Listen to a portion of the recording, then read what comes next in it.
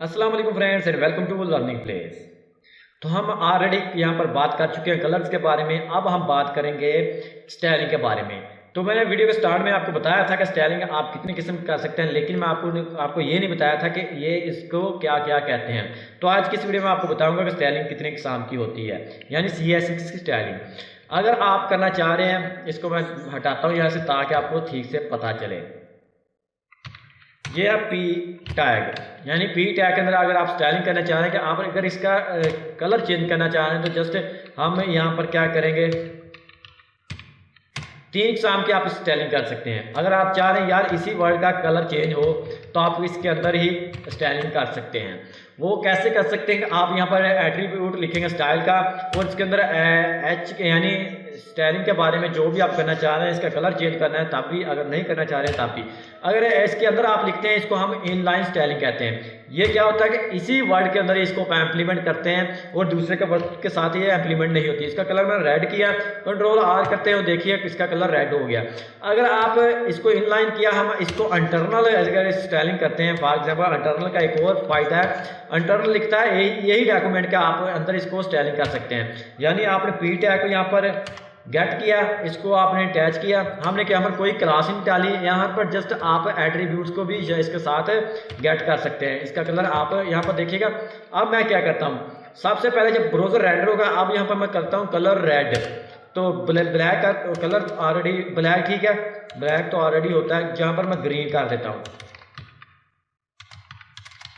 Sorry. तो मैंने इसका कलर जो ग्रीन किया, कंट्रोल R करते हैं, देखिए सबसे पहले ये वाला कलर रेंडर होगा, उसके बाद ये कलर क्या होगा, इसका ओवरराइड कर देगा। यहाँ पर देखिएगा, कंट्रोल R करते हैं और ये वाला, क्योंकि ये इसने किसको इंपॉर्टेंस दी, ये वाले को, क्योंकि ये इनलाइन टेक्स्ट है। अगर मैं क्या करता कि इसके बाद एक और पी टैग लगाता तब वो क्या काम करता, तो इसको यहाँ पर काम नहीं करने देता और बाद में इसको क्या करता। इसने सबसे पहले इसको इंपॉर्टेंस दी, क्योंकि इनलाइन टेक्स्ट है जो वही इंपॉर्टेंट होता है अगर आपने इसके अंदर इनलाइन टेक्स्ट किया हुआ। अगर आप इसके इनलाइन टेक्स्ट के बाहर आप इंटरनल टेक्सटिंग करते हैं तो वो इंपॉर्टेंट सबसे पहले इनलाइन टेक्स्ट को देता है। अब यहाँ पर मैं क्या करता हूँ, इसकी कलर यहाँ से हटा देता हूँ ताकि इसको कंट्रोल S करने के बाद इसका कलर आप चेक करें, ग्रीन हो गया।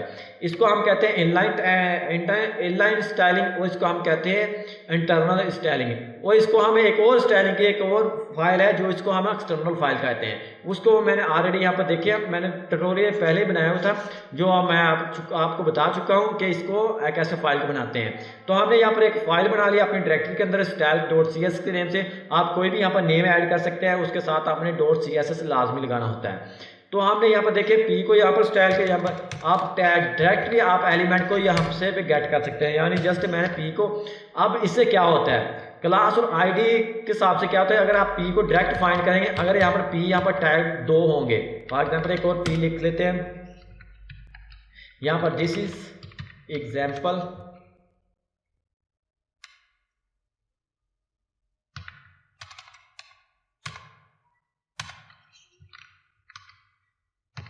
Example of P tag 2। तो यहाँ पर मैंने पी टैग 2 लिख दिया। तो यहाँ पर देखिएगा अब क्या होता है, अगर मैं कंट्रोल R करता हूँ, हालांकि मैंने यहाँ पर देखिए दोनों का बैकग्राउंड कलर, वो दोनों का यहाँ पर होता है। इनलाइन स्टाइलिंग का मतलब ये होता है कि आप एक ही एट्रीब्यूट को यूज कर रहे हैं, उसी का कलर चेंज कर रहे हैं। अगर आप इसको इनलाइन या इंटरनली यहाँ पर स्टाइल करेंगे, यहाँ पर देखिए, यहाँ पर उसने क्या किसको ज्यादा इंपॉर्टेंट दी, यहाँ पर देखिएगा इसको, वो जैसे कलर ये यहाँ पर देखिए रेंडर हुआ, सबसे पहले उसने क्या किया, इस वाले कलर को ओवरराइड कर दिया। यहाँ पर देखिए इसका कलर यहाँ पर स्टाइलिंग नहीं हुई, क्यों नहीं हुई, क्योंकि हमने इसको बाद में यहाँ पर डिजाइन किया हुआ था। और अगर मैं इसको उठाता हूँ और यहाँ से इसको उठाने के बाद कंट्रोल X किया, तो मैं इसको क्या करता हूँ, बॉडी के हिसाब से ऊपर ही लगाता हूँ। यहाँ पर देखिए इसका कलर, अब उसने क्या किया, अब उसने वो वाला कलर भी रेंडर किया, यहाँ पर देखिए व्हाइट कलर कर दिया और यहाँ पर देखिए ये वाला भी कर दिया। अब उसने ओवरराइड नहीं किया, क्योंकि सबसे पहले वो उसने ये वाला कलर उठाया और इसके उन्होंने कलर ग्रीन किया।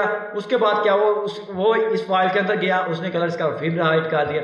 अगर आप इसको यहाँ से हटाते, अगर आप यहाँ पर इसको स्टाइलिंग करते यहाँ पर नीचे हैं, तो उसने ओवरराइड करना था पहले वाले कलर के, अब उसका कलर ग्रीन हो। यहाँ पर देखिए अब उसने क्या किया, सबसे पहले इसका कलर व्हाइट किया, जब वो इसके पास आया तो इसने फिर इसका कलर जो ग्रीन कर दिया। ऐसे इस कलर को आप ओवरराइड भी कर सकते हैं।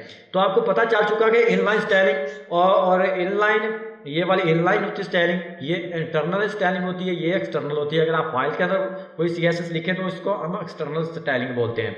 तो इससे क्या होता है, अगर आप किसी को आईडी या क्लास के साथ फेच करेंगे तो क्या होगा, अगर इसको मैंने कोई एट्रीब्यूट आईडी का दिया होगा, यहाँ पर देखेंगे मैंने क्लास का आईडी दी टी, अब क्या होगा, अगर मैं टी यहाँ पर टाइप ही कर दिया, अगर मैं फिर पी से यहाँ पर किसी को गेट कर रहा हूँ तो फिर भी वही काम करेगा, क्योंकि हमने यहाँ पर क्लास डिफाइन की। अगर मैं यहाँ पर क्लास डिफाइन करने के दूसरे वाला पी, अब इसके अंदर ये जो स्टेरिंग है वो इसके अंदर इम्प्लीमेंट नहीं होगी। कंट्रोल आर करेंगे, यहाँ पर देखिएगा अब पहले वाले पर हो रही है, पहले दोनों वाले क्यों हो रही है, क्योंकि हमने यहाँ पर इसके साथ ही इसकी स्टाइलिंग की हुई है।